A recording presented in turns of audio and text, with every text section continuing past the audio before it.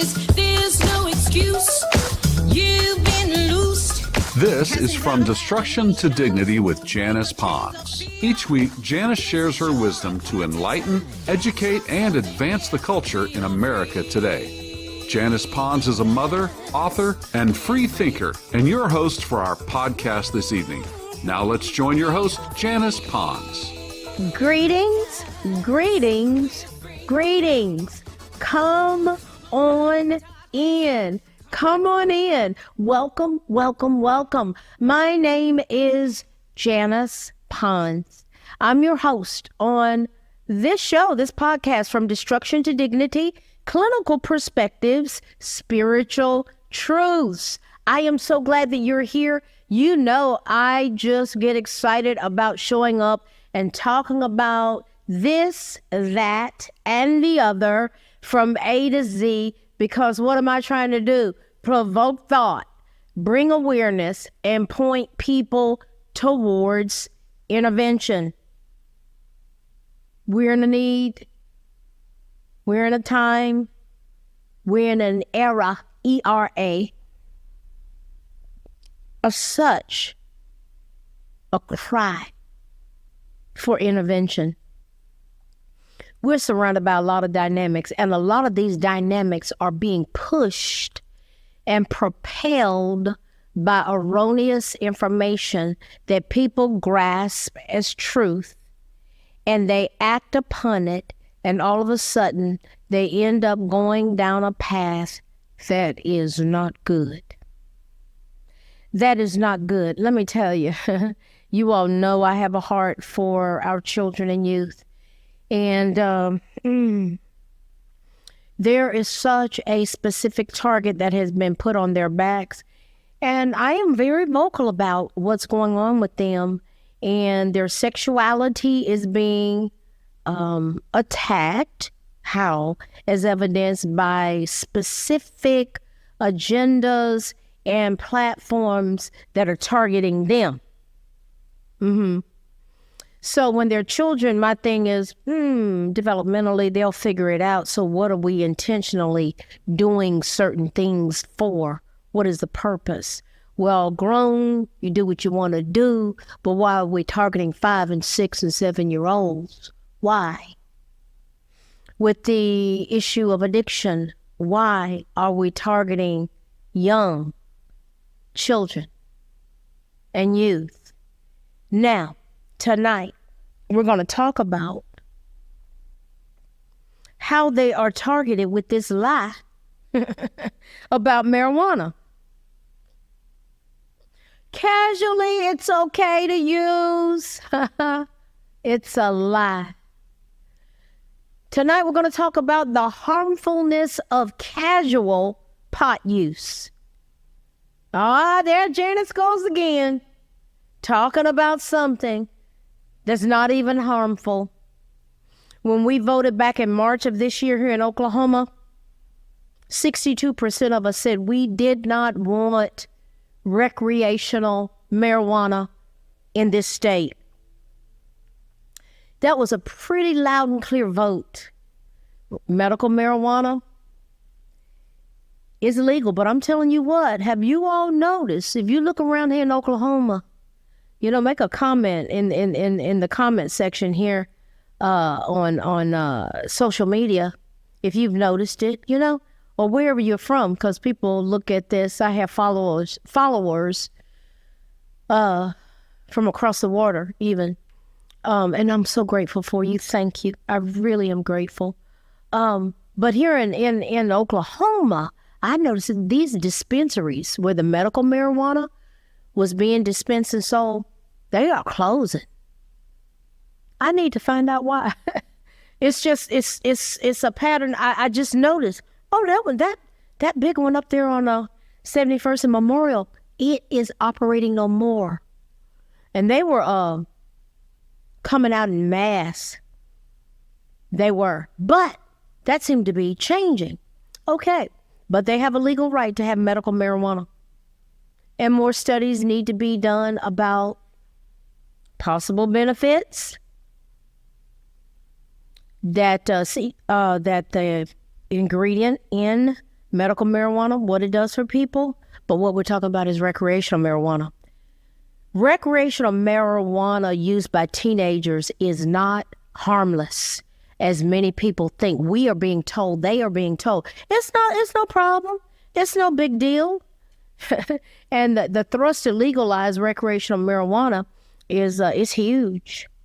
Teenagers who use marijuana recreationally are 2 to 3 times more likely to have depression and suicidal thoughts than those who don't use it. Let's stop right there. Does that warrant our attention? Do we need to be dissecting that? What is it about marijuana that causes teenagers that use it to be 2 to 3 times more likely to be dealing with depression and suicidal thoughts?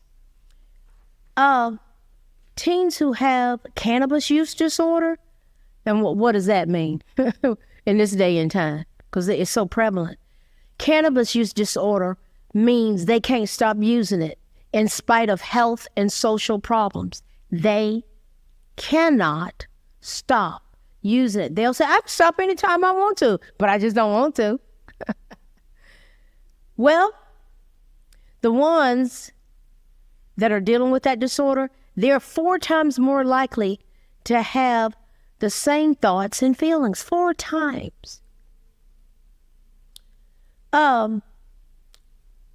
There was a study that was in JAMA, the Journal of American Medical Association, and it looked at information from 68,000 teenagers in this nation in the National Survey on Drug Use and Health. They do all kinds of surveys in schools and places where young folk gather, and they willfully fill out these surveys, and 68,000 teenagers in our nation responded. Marijuana was linked to other issues amongst these youth. 68,000, where they dissected the data. Marijuana was associated and linked to other issues, including not doing well in school. Yeah, not doing well in school. I'll say it again. Not doing well in school. Skipping school. Want me to say it again? Skipping school. There's somebody's house smoking weed. Skipping school. And getting in trouble with the police. Getting in trouble with the police. So those are issues linked with marijuana use. These kids who did the survey, the ones that used marijuana, the issues that surfaced was not doing well in school, skipping school, and being in trouble with the police. Year after year, they are pushing our youth to embrace the view that marijuana is safe and is benign. Actually, factually, that is incorrect.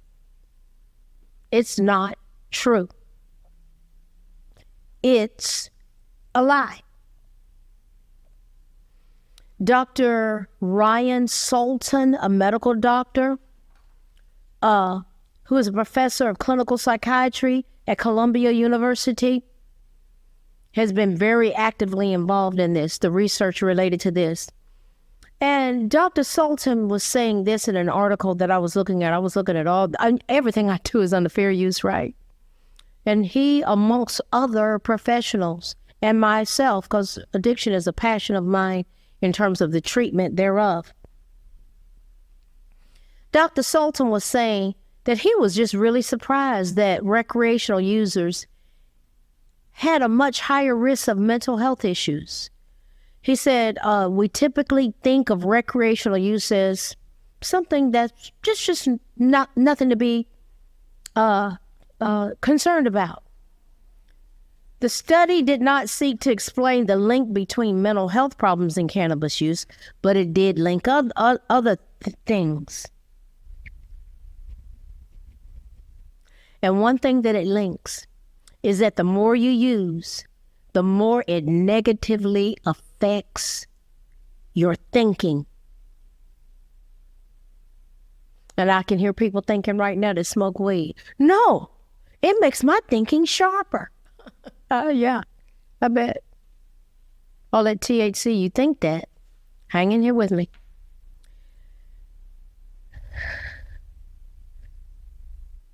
What it really does, and all of the different studies and the research and the data shows that it increases the likelihood of depression and suicidal thoughts because it causes eventually a downward spiral. What do we need to do? What do we need to be doing? Listen, we need to be having open communication with our children.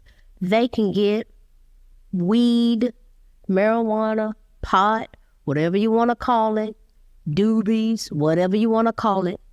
They can get it anywhere, everywhere. Marijuana use is connected with depression and anxiety. Now, there has been extensive research on the effects of marijuana on teenagers and young adults' brains, on their brains. The consequences of marijuana use, specifically early use, can negatively impact a teen or young adult's health and well-being. That's what's true. The other is a liar. Many use marijuana for what reason? Why are they using it in the first place?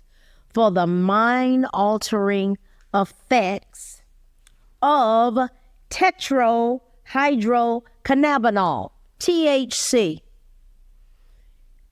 It's a naturally occurring psychoactive compound found in the cannabis plant family.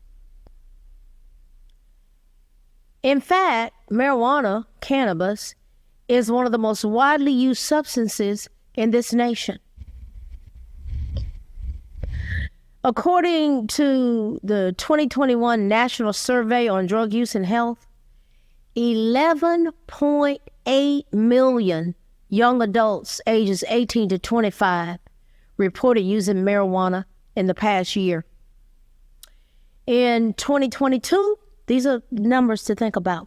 In 2022, the Monitoring the Future survey of middle and high school students found that 30.7% or 31% of 12th graders reported using marijuana within the last year. Okay, pretty significant numbers. This number remained consistent with the previous year. Of those 12th graders, 6.3% of them said they use every day.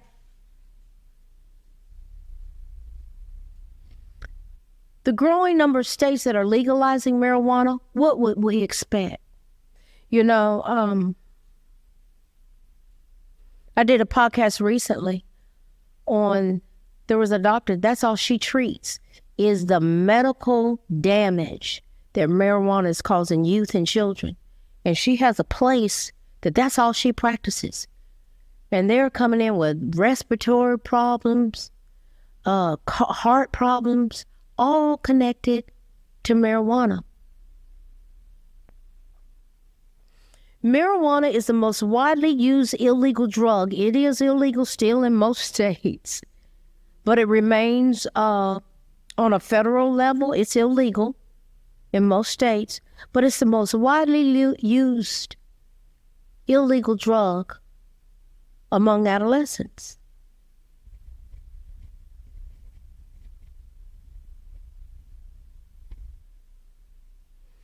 The perceived risk and benefits, you know, I pause because this stuff needs to soak in.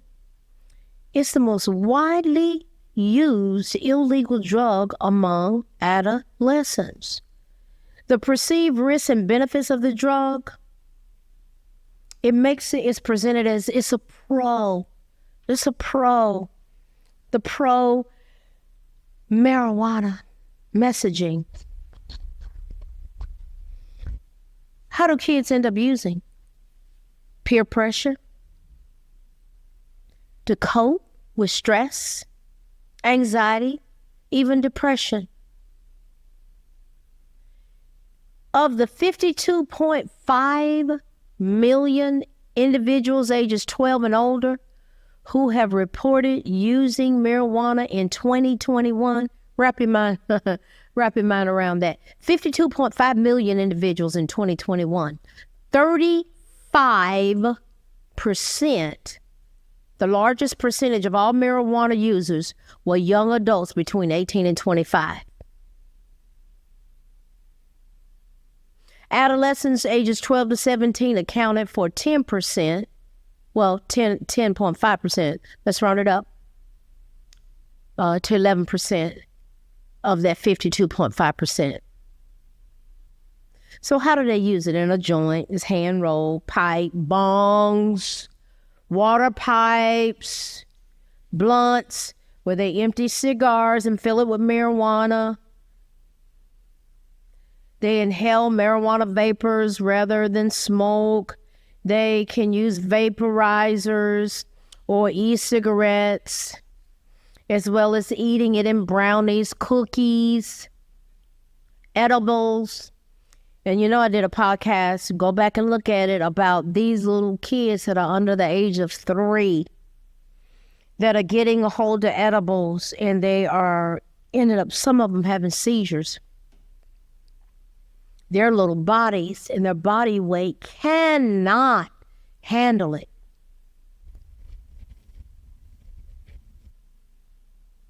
It's becoming very popular to eat THC-rich resins that have been extracted from the cannabis plant. And it's just becoming very popular to consume it. So, what are the adverse effects of marijuana on the developing brain? The brain is developing up until about the age of 25. Wrap your mind around that. Think about it. Up to the age of 25, a young person's brain is still developed. Their prefrontal cortex is still developing. That's why their judgment and reasoning is so off at times, making decisions. This is why we need to be very intentional in our parenting and in our willful, purposeful, supportive confrontation, education of youth and children. Somebody is developing what's going on in their brain. When an individual smokes marijuana, the THC, the primary psychoactive chemical, rapidly crosses the lungs into the bloodstream. When somebody eats or drinks marijuana, the body absorbs it more slowly.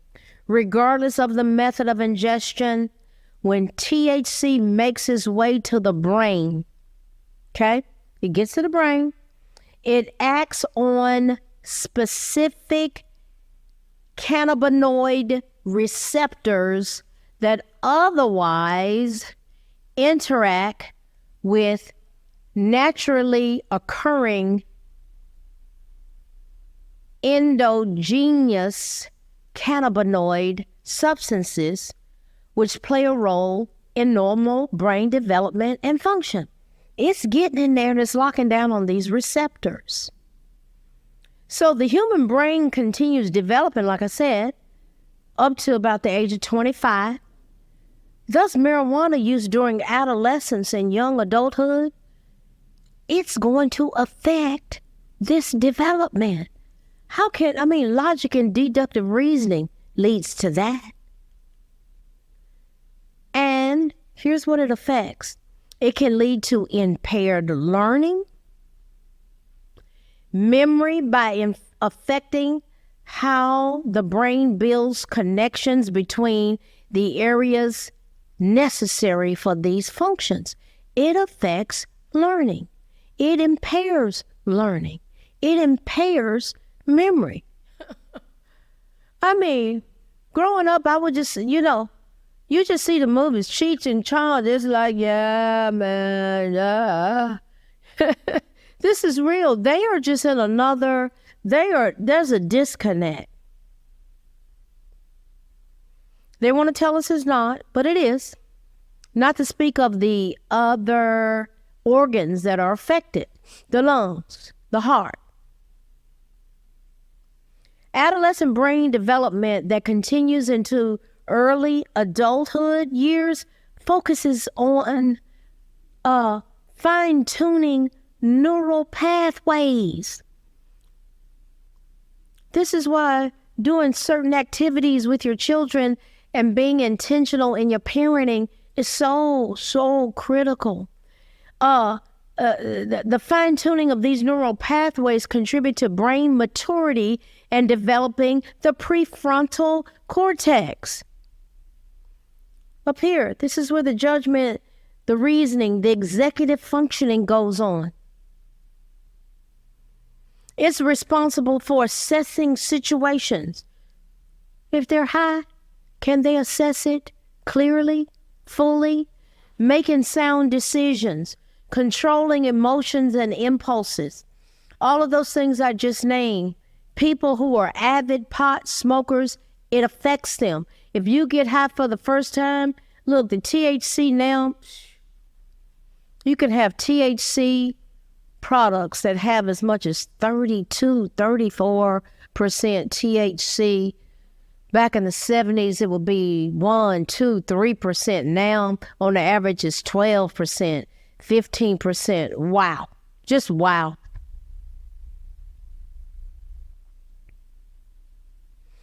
These developmental changes that children are having when the marijuana has attached to those receptors in the brain, it's going to interfere with their learning, with their impulses, with their controlling of emotions, with their decision making, with their judgment, with their reasoning. THC and other chemicals bind to the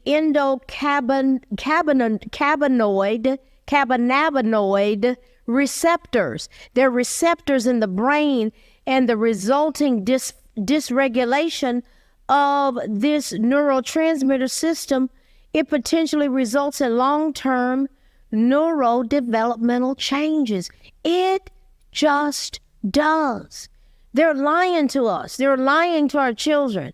They get on there, they just say, it doesn't affect anything. It makes me sharper. It's a lie. Studies exploring the long-term effects of adolescent use on cognition. Listen, this is what it affects. Cognition. Their brain structure. Remember, the brain is still developing up until the age of 25. What is the age group that's using it the most? And brain functioning. When you compare it to adults, it suggests that the adolescent brain is far more sensitive to the chemicals in marijuana than an adult. That just stands to reason. That's logic and deductive reasoning. Logic and deductive reasoning. Come on, guys. Let's get intellectually honest. Research indicates that chronic marijuana use during adolescence can lead to the loss of IQ that isn't recovered even if they stop marijuana use in adulthood. As a school psychologist, I used to give IQ tests. Absolutely fascinating process to give those different subtests and to see the thought processes, to see the problem-solving processes or lack thereof of children who were referred to me for evaluations. We have to know their IQ, ability, versus their actual achievement. Ability versus achievement. If their ability, their IQ is up here and their achievement is here, usually that discrepancy could constitute a learning disability, and we have to find out what it's rooted in. Is it a process disorder auditory, visual processing, just numbers of things. But sometimes people's IQ is here and their achievement is there. They're low average. Or sometimes if they have an IQ below 70, it used to be called educable mentally retarded. Back in the day when I worked as a school psychologist in the school system, they don't call it that anymore. They talk about developmental things now. Developmental disabilities. But the IQ is low. Marijuana affects that. Listen, where do we go? Where do we go? Recovery. If you have a loved one that's struggling with addiction, I'm telling you, the time to take action is now. There are long-term dangers and risks associated with teenagers and young people that are chronically using marijuana. It just is. What are the long-term issues?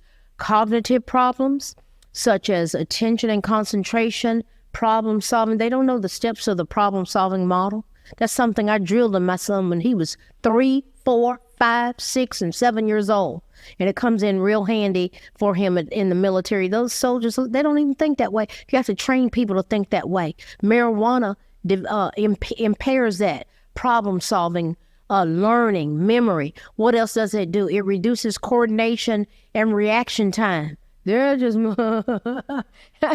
moving in slow motion. They're not in any hurry to do anything. Performance issues at school and at work.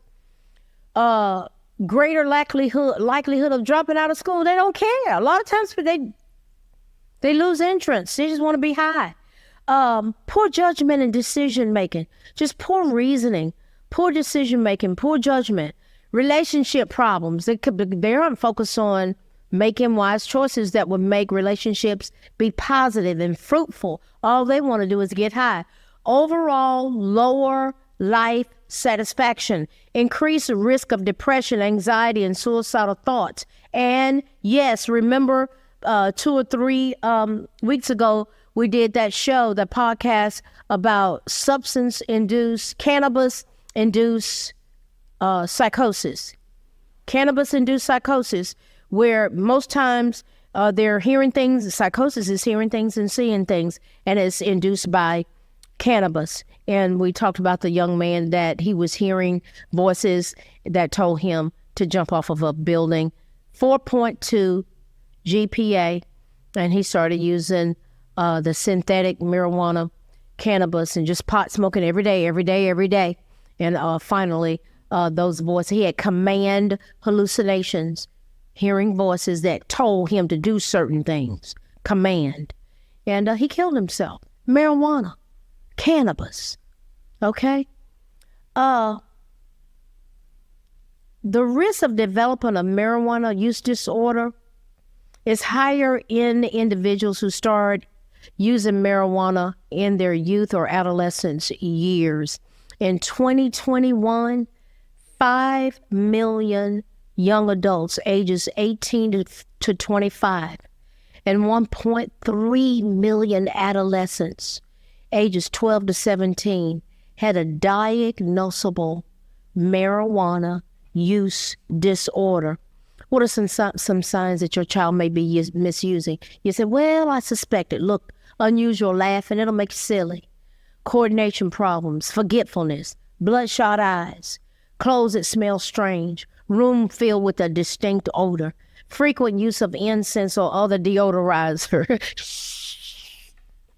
spraying real quick, a sudden wardrobe shift that includes drug-themed clothing and accessories, adding drug-themed decor to their room, increased need for money. What you using the money on, baby? Possession of drug paraphernalia or marijuana. Listen, this is a serious thing. Many teens and young adults, they don't seek treatment.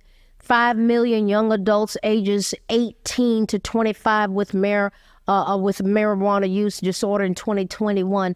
Only 28,000 received treatment.